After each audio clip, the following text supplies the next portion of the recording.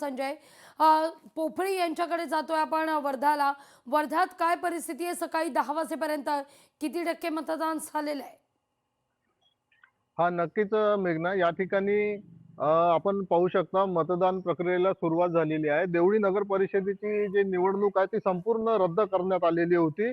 परंतु आता ते निवडणूक नगराध्यक्ष आणि नगरसेवकांची ही निवडणूक पार पडत आहे आणि मोठा तगडा पोलिसांचा या ठिकाणी बंदोबस्त लावण्यात आलेला आहे.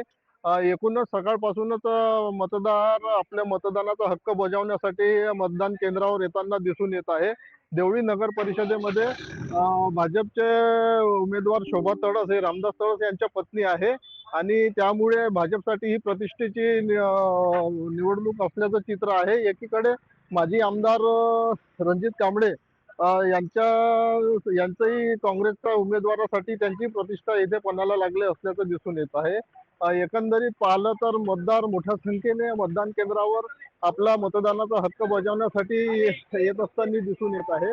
त्यासोबत पोलिसांचा चोख बंदोबस्त आहे. ही निवडणूक शांततेत पार पाडावी याकरिता पोलीस प्रशासन सुद्धा सज्ज असल्याचं एकंदरीत दिसून येत आहे. निश्चित मुद्दा लक्षात येतोय. स्वप्नील, धन्यवाद तुम्ही दिलेल्या एकूण सविस्तर माहिती करता.